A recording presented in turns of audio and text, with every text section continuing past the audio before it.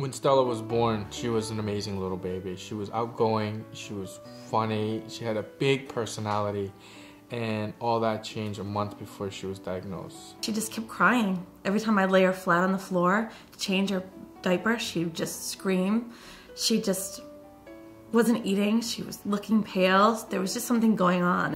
There was leukemia throughout her whole skeleton, in essence. So whenever you picked her up, as parents are apt to do, and when children want to be consoled, you'd actually be pressing on the bones that were being pushed from the inside out. It was after like the 4th visit to the doctors to finally figure out it was more than just an ear infection and a virus. That's when Stacy decided, okay, we gotta do more than just go back to the doctor. We gotta figure this thing out. Yeah. She just had so much pain, and I just couldn't take it anymore. So I knew if I took her to the emergency room, that they wouldn't let us leave without a diagnosis. It was 10 o'clock before somebody came in to really tell us what was wrong, and the doctor just didn't want to say it. I finally just said, "You're telling me my daughter has cancer? Is that what you're telling me?" And he just was like, "Yes, I believe your daughter has cancer." Cannot imagine somebody else having to go through this. It was the worst experience of my life. So after doing the bone marrow, it was very clear that Stella had T-cell acute lymphoblastic leukemia. The treatment consists of about 9 to 10 months of pretty intense chemotherapy. And for Stella, we treated her for about 2.5 years total.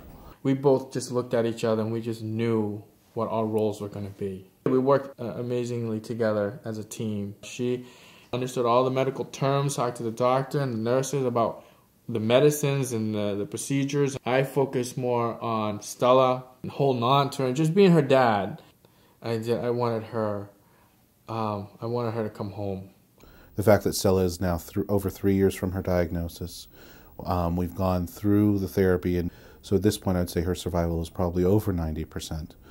So Stella has a wonderful long-term prognosis. Stella turned 4 back in December, and so she now thinks she's a teenager. To be honest, she's funny, and she's bossy, and she's a normal little girl. I'm one of those people who are completely blessed to be able to do this job. I get the chance to interact with wonderful children and wonderful families, just like Stella and her family. And I also get the chance to see long-term survivors.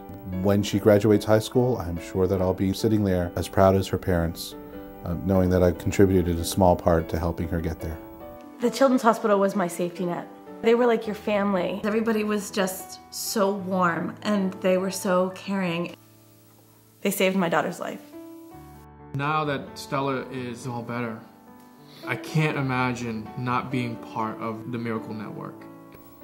Local Children's Miracle Network hospitals benefit tremendously from the support of RE/MAX associates like you. Your donations make a huge impact. These donations are used to fund vital research, quality patient care, and state-of-the-art equipment.